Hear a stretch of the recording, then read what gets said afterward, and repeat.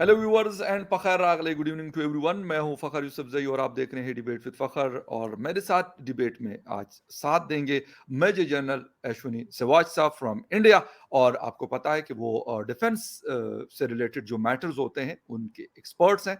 काफ़ी सारे TV channels पे आप उनको देखते रहते हैं और मेरे प्लेटफॉर्म पे और इसके अलावा बहुत सारी जगहों पे आप जनरल साहब को सुनते और देखते हैं।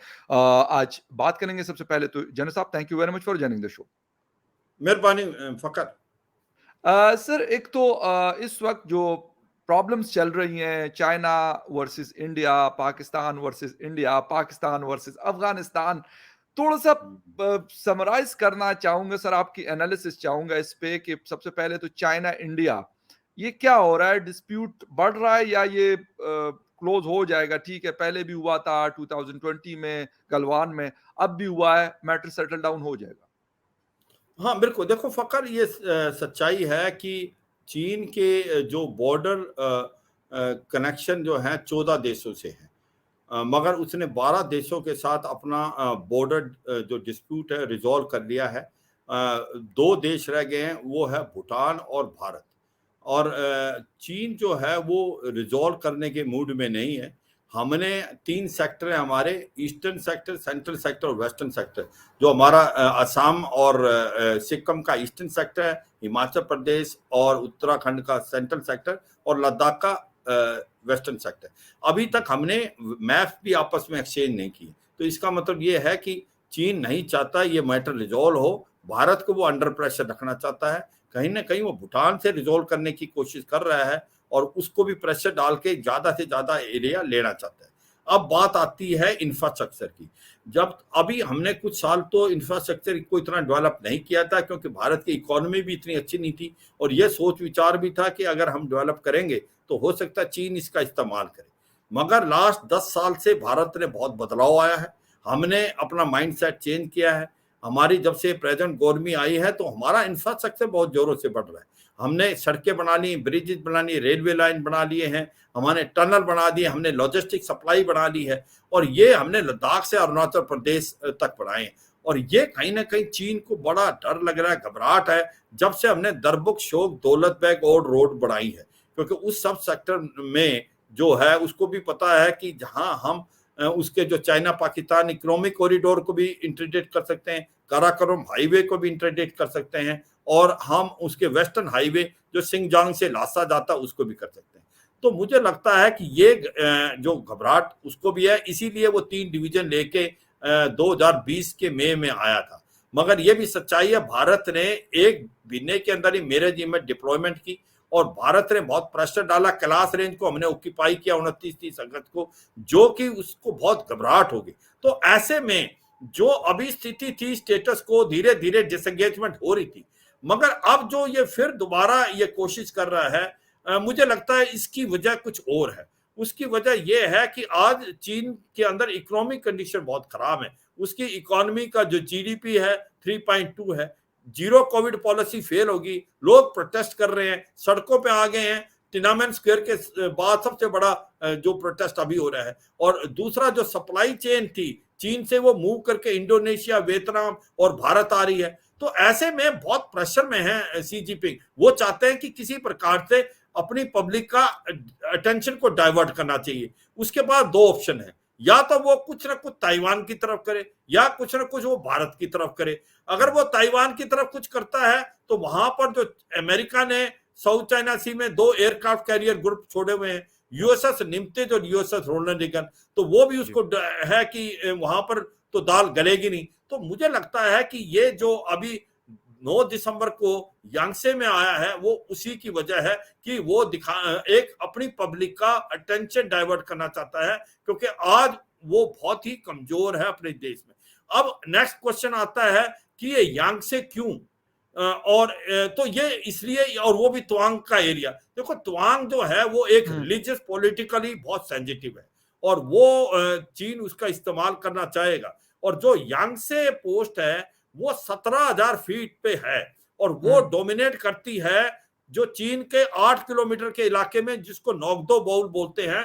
जो बुमला पास है उससे 9 किलोमीटर चीन की तरफ और जी। भारत की तरफ भी करती है। तो हमने 1986 के करीब इसको पकड़ा था, उसके बाद चीन ने 8 बार कोशिश कर ली है उसको दोबारा लेने की, मगर ऐसा नहीं करने दिया। ये अब जो कुछ एक वायरल भी हो रही है एक वीडियो, वो उन लास्ट ईयर भी उन्होंने कोशिश की सितंबर अक्टूबर में, तो वो उनको मुंह की खानी पड़ी।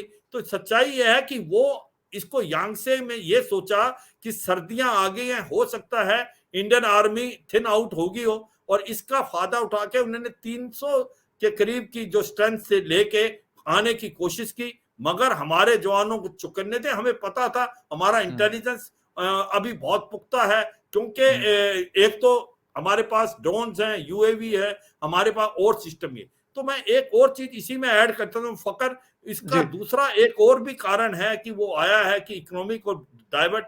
दूसरा वो ये भी नहीं देख रहा है कि जो भारत और अमेरिका के रिलेशन बहुत अच्छे होने हैं, उससे भी वो नाराज है, क्योंकि जब से हमारे स्ट्रेटेजिक पार्टनरशिप हुई है, हमने 4 एग्रीमेंट साइन किए हैं अमेरिका के साथ, जिसमें हुँ। लिमियो भी है, कोमकासा भी है, बेका भी है, और हम रियल टाइम इंफॉर्मेशन मिल रही है, हमें कुछ एक इक्विपमेंट हथियार भी मिले हैं। ये भी चीन को पसंद नहीं। तो ये दोनों वजह है कि एक तो डाइवर्ट करना अटेंशन, एक वो ये नहीं चाहता कि भारत और अमेरिका के जी। रिलेशन इंप्रूव हो, इसलिए वो आया तो ऐसे सर इलाके में आया जहां उसको फायदा।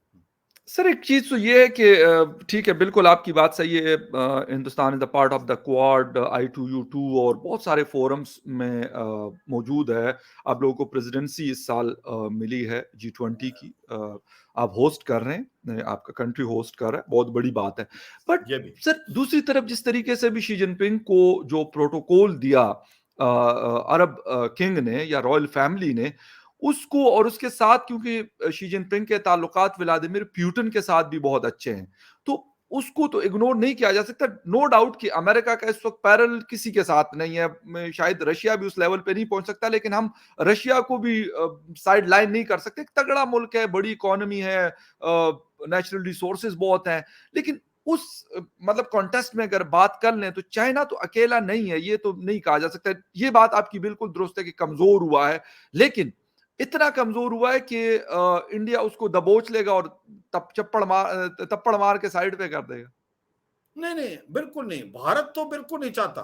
देखो ये जो रिलेशनशिप और या लद्दाख से लेकर अरुणाचल प्रदेश अगर उसने कोशिश की है, जब उसने इंफ्रास्ट्रक्चर डेवलप किया भारत ने तो कुछ नहीं बोला। और अभी जी। भी मई 2020 में वो खुद आया 3 डिवीजन लेके। देखो हाँ। 2013 में उसने भारत के लद्दाख के अंदर, डेप्सांग के अंदर कुछ हरकत की, जी। 2014 में चुम्बर में की, 2017 में डोकलम में की, और 2020 के अंदर वो 3 डिवीजन लेके आया। तो भारत तो अग्रेसर है नहीं, भारत जी। तो उसकी तरफ जाता नहीं है। तो सच्चाई यह है कि चीन जो है उसको पता है कि वो भी अभी इकोनॉमिकली उसकी हालात खराब हैं, वो जी। एक अटेंशन डाइवर्ट का तरीका है। और ये बात आपने बड़ी अच्छी बोली कि ये तो है भारत और अमेरिका के जो रिलेशन इंप्रूव हो रहे हैं उससे भी जी। उसको नाराजगी है। और तीसरा यह है कि वो कहीं ना कहीं भारत को एक एम्बेरसमेंट करना चाहता है। जिस प्रकार से अब G20 की प्रेसिडेंसी मिल गई है बिल्कुल। और अभी फॉरेन मिनिस्टर भारत में आए हुए थे, इसके बाद भारत जो है सभी बड़े बड़े फोरम का मेंबर था। यूनाइटेड सिक्योरिटी काउंसिल के अंदर जो नॉन परमानेंट मेंबर की presidency of United nation security council भी हमारे पास थी, जो दिसंबर तक है। तो ये सच्चाई है, कहीं ना कहीं उसको भी है, पर ये प्रेशर टैक्टिस है। मगर ये सच्चाई है कि जो शी जिनपिंग है थर्ड टर्म में अपने आप कुछ ना कुछ या तो ये ताइवान की तरफ या भारत की तरफ कर सकते हैं। ये भी मैं कहता हूं कि अगर युद्ध होता है भारत और चीन का, तो चीन को भी मालूम है उसको बहुत बड़ा नुकसान होगा, वो कभी लड़ाई नहीं चाहेगा। वो उसका मुद्दा और इरादा है कि वो एक सुपर पावर बने, वो एक अमेरिका को टक्कर दे। तो वो जब भी दे सकता है जब उसकी इकोनॉमी बढ़ेगी। अभी उसकी इकोनॉमी भी अच्छा नहीं करी, जीडीपी 3.2 है, और ऐसे में वो हमारे और चीन के अगर रिलेशन खराब होते हैं तो चोट दोनों तरफ लगेगी, और चोट इतनी लगेगी चीन को कि उसको बहुत नुकसान होगा, और ये वो भी भली बात ही जानता है। अच्छा सर, अगर इस पोजीशन में क्योंकि एक ग्रोइंग इकोनॉमी है इस वक्त इंडिया की, काफ़ी रीजन में देखा जाए या फिर वर्ल्ड में देखा जाए तो बहुत स्पीड से कोविड से रिकवर भी जल्दी कर लिया, और जो परसेंट जिस परसेंट से वो आगे की तरफ बढ़ रही है, तो काफ़ी स्पीड है उसकी। लेकिन अगर ऐसी सिचुएशन में अगर कुछ भी होता है तो आपको लगता नहीं है कि हिंदुस्तान को ज्यादा नुकसान हो सकते, क्योंकि ग्रोविंग इकोनॉमी है, ये चीज वो अफोर्ड नहीं कर सकते। जितने भी इन्वेस्टर्स आप लोगों के पास आए हुए हैं या आप लोगों की अपनी जो इकोनॉमी के अंदर इंजेक्ट हो रहे हैं, मुख्तलिफ कंपनीज कर रही है, तो ज्यादा नुकसान हिंदुस्तान को नहीं उठाना पड़ेगा, क्योंकि चीन को तो नुकसान होगा। मैं ये नहीं कह सकता कि चीन बिल्कुल बचा रहेगा, लेकिन क्योंकि उसकी स्टेबिलिटी शायद हिंदुस्तान के मुकाबले में इस वक्त भी बेहतर है, तो ज्यादा नुकसान हिंदुस्तान को नहीं होगा, और शायद वो चाहता भी है कि इनको डिट्रैक्ट किया जाए। नहीं, बिल्कुल। देखो, ये समझना पड़ेगा कि नुकसान दोनों को होगा। जब लड़ाई जी, होती है तो ये तो है नहीं, और मुद्दा है कि बराबर का, क्योंकि अब जी, जो इकोनॉमी भारत की भी बहुत अच्छी है। भारत बिल्कुल। की जो आर्मी है वो बैटल हार्डेंड है, और वो ऐसे इलाकों में ऑपरेट करती रही है। भारत की जो वायु शक्ति है, उसके अंदर बैटल एयरक्राफ्ट है, मिग 29, मिराज हुँ, 2000, सुखोई 30 MKI, जैगुआर, तेजस, उसके बाद रफेल आ गए हैं। और भारत की नेवी जो है वो बड़ी स्ट्रांग है इंडियन ओशन में, और मलक्का स्टेट को चोक कर सकती है, जहां से 70 से 80% ट्रेड चीन का जाता है, और चीन के पास 40-50 दिन से ज्यादा ऑयल नहीं है, और ये गवादार से जब वो सोच रहा था लेके आएगा, वो अभी तक थ्रू नहीं हुआ। तो ये चीन को भी भली बात ही मालूम है कि अगर लड़ाई होती है तो उसका बहुत बड़ा नुकसान होगा, और मैं ये मानता हूं नुकसान दोनों देशों का होगा, और दोनों देश के हित में नहीं है लड़ाई लड़ना। और अगर होती है, पर ये भारत ऐसा तो नहीं कर सकता ना कि आंख बीच ले की लड़ाई नहीं होगी। भारत को तैयारी तो करनी पड़ी। मुझे लगता है अगर इस दोनों देश के बीच में रिलेशन अच्छे होने हैं तो भारत को उतना ही इकोनॉमिकली स्ट्रांग और मिलिट्रीली स्ट्रांग होना पड़ेगा। हुँ, जब तक आप मिलिट्री स्ट्रांग या इकोनॉमिकली स्ट्रांग नहीं है तो आपको रिस्पेक्ट नहीं हो सकती चीन से। अगर आपको डेटरेंस जब तक नहीं होगा तब तक खतरा बना रहेगा, और इसी प्रकार से हम फास्ट कैचअप कर रहे हैं। जिस प्रकार से हमारा इंफ्रास्ट्रक्चर डेवलप किया है हमने, इसी प्रकार से हमारी इकोनॉमी अच्छा कर रही है, हमारी मिलिट्री जो है इतनी काबिल है कि हम चीन के साथ टक्कर ले सकते हैं। हम, मैं ये कतई नहीं कह रहा कि भारत चाहेगा लड़ाई करना, मगर अगर चीन कुछ ऐसी हरकत करता है तो भारत के अंदर काबिलियत और क्षमता है उसको ईंट का जवाब पत्थर से दे, क्योंकि उसके अलावा कोई चारा नहीं। पर मैं ये कहता हूं कि आपके पास और कोई चॉइस नहीं है, आपको अपनी मिलिट्री पावर और इकोनॉमी आपको इंप्रूव करनी है, और वो दोनों चीजें हो रही। ये एक सच्चाई। जो आपने एक बड़ा अच्छा पॉइंट बताया था, देखो जब कोविड-19 हुआ, मेजोरिटी जो कंट्रीज है वर्ल्ड की वो इससे निकल गई। भारत एक नमूना है, इतनी बड़ी लार्जेस्ट डेमोक्रेसी है, हमारे पास 1.35 बिलियन लोग हैं, मगर हमने उनको डबल डोज दिया, उसके बाद बूस्टर डोज भी दे दिया 80% को। हमने अपने आप भी वैक्सीन बनाई और बाहर से भी ली। चीन हुँ, ने अपनी साइनोवैक्स लगाया, बाहर से ली नहीं, उसमें जो एक प्रकार कैपेबिलिटी 30% थी। अब हुँ, लोगों के अंदर मास इम्यूनिटी नहीं आई है, वो पाकिस्तान में भी आ गई होगी पर चीन में नहीं आई। तो इसीलिए ये बिल्कुल, कोविड बार बार आ रहा है, क्योंकि चीन ने कोविड-19 को ढंग से नहीं फेस किया। पहले तो उसने कोविड करा पूरे वर्ल्ड में, वुहान से कोविड हुआ, चाहे वो जानबूझ के छोड़ा गया या गलती से उसकी लैब से निकला। फिर उसके बाद उसने एक मुखड़ा दिखाया आर्टिफिशियल, उन्होंने हुँ, अपनी साइनोवैक्स बनाई, जिसको दूसरा कोई देश लेने को तैयार नहीं है। उसकी जी, जो एफिशिएंसी 30% है, और बाहर से लिया नहीं, तो मास इम्यूनिटी नहीं आई। जबकि दूसरे देशों में ऑलमोस्ट 80% कंट्री जो है उनमें मास इम्यूनिटी आ गई, और भारत में ठीक, बिल्कुल इससे उतनी ज्यादा पॉपुलेशन है। तो ये चीन को समझना चाहिए कि आप अगर इस तरीके से, और इसमें शी जिनपिंग की बहुत बड़ी एक प्रकार फेलियर है, और वो उसको भी मालूम है। क्यों जीरो कोविड पॉलिसी लगा रहे हैं? अब भारत में तो नहीं है, और देशों में भी नहीं है, क्योंकि हमारे अंदर बिल्कुल, मास इम्यूनिटी आ गई है। चीन ने अपना जो साइनोवैक्स किया वो काबिल नहीं था, और दूसरे देशों से उसने दिया। तो ये सच्चाई है। मुझे लगता है कि आज की तारीख में जो चीन है वो एक ऐसे नाजुक दौर से जा रहा है, उसको पता लग गया कि लोग अब प्रोटेस्ट कर रहे हैं, इकोनॉमी भी डाउन है, ऊपर से जीरो कोविड पॉलिसी भी फेल है, या सप्लाई चेन भी शिफ्ट कर रहे हैं, और वो ये भी देख रहा है कि रूस और यूक्रेन की लड़ाई में किसी ने नहीं सोचा था ये लड़ाई इतने साल इतने लंबी चलेगी, 10 महीने से बिल्कुल, ज्यादा हो गए। अब वो भी देख रहा है कि अगर ये ऐसी लड़ाई होती है, हो सकता है, मैं मानता हूं यूक्रेन तो बर्बाद हो जाएगा 70 से 80%, पर रूस को भी बहुत बड़ी चोट लग रही है, बिल्कुल, रूस की बिल्कुल। इकोनॉमी बहुत डाउन आ जाएगी। आप 10 महीने अकेले थोड़ी लड़ सकते हो। आपको ज्यादा से ज्यादा 3 महीने का वार वेस्टेज रेट है, 10 महीने हो गए रूस को लड़ते हुए। तो ये समझना पड़ेगा कि रूस जो है आने वाले समय में जो 12वीं इकोनॉमी से 20 से ज्यादा पीछे चला जाएगा, और उसके पास आज कोई हथियार देने को नहीं है। हथियार दे रहा है ईरान, जो दे रहा है आपको उसके एक प्रकार से ड्रोन, या दे रहा है नॉर्थ कोरिया। चीन उसको हथियार नहीं दे रहा, क्योंकि उसको भी डर है सेकेंडरी सैंक्शन का। तो सच्चाई यह है, हर कंट्री ये देख रही है, अगर आप लड़ाई करोगे तो नुकसान दोनों देशों को होता है, जब लेकिन टक्कर है बराबर की। सर एक चीज, एक पॉइंट आपसे समझना चाहूंगा, और वो ये है कि क्या आपको लगता नहीं है कि अमेरिका इस वक्त ज्यादा इंटरेस्टेड है इस रीजन में एक और जंग के लिए? वो बेशक हिंदुस्तान के जरिए वो जंग हो जाए या किसी और के जरिए, पाकिस्तान के जरिए भी वो उन्होंने किया, जो पाकिस्तान ने गलत डिसीजन लिया था। अब अगर इस तरह की कोई चीज होती है तो अमेरिका तो यहाँ से 8-10 हजार 11 हजार किलोमीटर दूर है, उनका तो कभी ना कोई डायरेक्ट उनको मिसाइल हिट करता है ना कोई और चीज हिट करती है। लेकिन नुकसान तो इस रीजन का हो रहा होगा ना, बेशक वो चीन का नुकसान भी होगा, वो हिंदुस्तान का भी होगा, पाकिस्तान का भी होगा। अफगानिस्तान तबाह बर्बाद है, ईरान पे सैंक्शंस हैं, रशिया पे अब सैंक्शंस लग गई हैं, उसकी भी इकोनॉमी लाजमी सी बात है कितने अरसे तक कड़ी रहेगी। तो आपको लगता नहीं है कि वो ज्यादा इंटरेस्टेड है इस जंग के लिए? देखो सच्चाई यह है कि हमें भी पता है अमेरिका का अपना इंटरेस्ट है। बिल्कुल। अमेरिका अपने इंटरेस्ट के साथ चलता है, उसको और कोई नहीं। अगर आप जी। रूस यूक्रेन की लड़ाई भी देखें, सबसे ज्यादा कारण है रूस यूक्रेन लड़ाई लंबा खींचने का, वो अमेरिका के बिल्कुल। खुद के इंटरेस्ट। यस। क्योंकि अमेरिका के 47 बिलियन डॉलर के हथियार बिके, जो उसकी आर्मामेंट इंडस्ट्री है उनको एक प्रकार से नई लाइफ मिली। इसके अलावा उनको गैस और ऑयल की एक मार्केट मिल गई है आपके यूरोप के अंदर।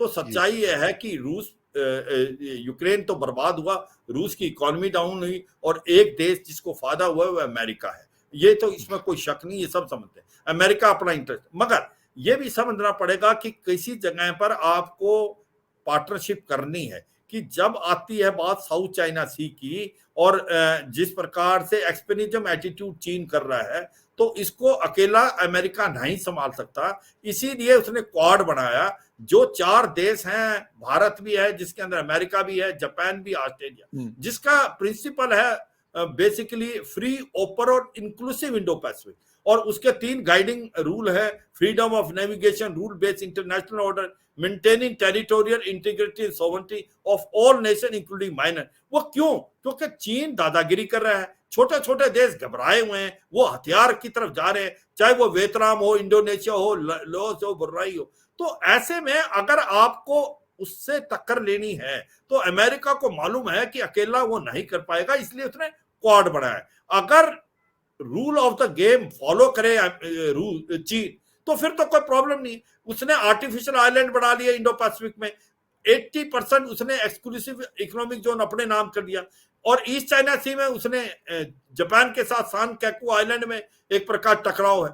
तो इसलिए भारत और जो अमेरिका है उसकी एक प्रकार से स्ट्रेटेजिक पार्टनरशिप है। हम अलाय नहीं है, हम अपना काम सोच समझ के करते हैं। और आज भारत की आप फकत देखें, भारत के रिलेशन अमेरिका के साथ बहुत अच्छे हैं, भारत के रिलेशन रूस के साथ भी हैं। देखो रूस को हमने ऑयल खरीदा, कोई प्रेशर में नहीं आए भारत अमेरिका के कि हम अपना ऑयल खरीदेंगे, क्योंकि भारत का अपना नेशनल इंटरेस्ट है, भारत को बहुत ऑयल चाहिए और भारत की इकोनॉमी ग्रोइंग है, हमने खरीदा।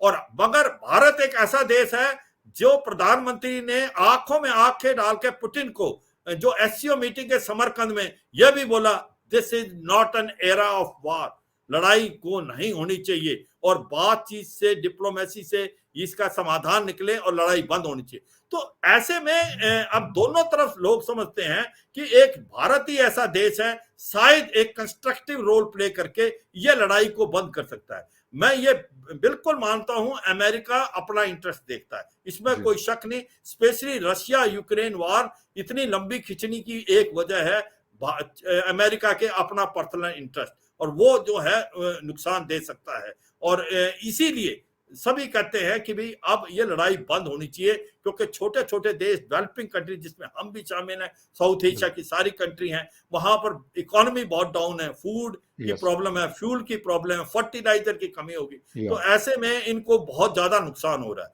फकर। नो डाउट सर, बिल्कुल आपकी बात दुरुस्त है।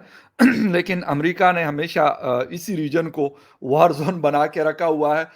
उनको ना हिंदुस्तान की तरक्की पसंद है, ना सऊदी अरब की तरक्की पसंद है, ना पाकिस्तान और ना चाइना की तरक्की पसंद है और ना रशिया की। अपने अलावा वो नहीं चाहता कि कोई और इस लेवल पे पहुँचे कि मेरे लेवल पे आके मुझसे बात कर ले। खैर एनीवे हिंदुस्तान की अपनी पॉलिसी है, चाइना, पाकिस्तान और बाकियों की अपनी-अपनी पॉलिसी है, लेकिन जो अपने कंट्री के इंटरेस्ट में पॉलिसीज़ बनाते हैं, तो वो कामयाब होते हैं और जो या उसके अगेंस्ट चलते हैं उसका नुकसान हम भुगत चुके हैं 1980 में 2001 में और 2021 में 3 दफ़ा हम ये तजुर्बा कर चुके हैं, जो नाकाम हो चुका है। खैर anyway sir, thank you very much for your time and views. मैं thank you very Fakhar much for जी, एक जी, ही चीज़ बताऊँगा, सर। जैसे आप बात कर रहे थे पाकिस्तान और अफ़गानिस्तान। देखो, जी, अभी पाकिस्तान ने अफ़गानिस्तान में तालिबान गवर्नमेंट को लाने में मदद की, इसमें कोई शक जी, नहीं। मगर जी, आज उनके साथ रिलेशन अच्छे नहीं। उसकी बिल्कुल। वजह होनी थी, क्योंकि जब पाकिस्तान समझता था कि तालिबान के आने से एक स्ट्रैटेजिक डेप्थ मिलेगी, वो तो हुआ नहीं। जो हनीमून पीरियड था, खत्म हो गया। आज एग्री। तालिबान गवर्नमेंट और पाकिस्तान के बीच में मतभेद हैं। सब स्पेशली लेके डूरन लाइन को वो मानते नहीं। जो पश्तून है दोनों तरफ, वो मिलना चाहते हैं। और जो तारीक तालिबान पाकिस्तान है, वो बोर्ड हो रहा है, वो शरिया लॉ लेना चाहता है। तो एक बिल्कुल, मतभेद आ गया है। जो सोचा था पाकिस्तान ने कि एक अच्छे रिलेशन अफगानिस्तान से बनने के बाद उनके को स्ट्रेटेजिक डेप्थ या मिलेगी, उसमें बड़ी एग्री। नुकसान हुआ है। और नाकामी अब क्या हुई है।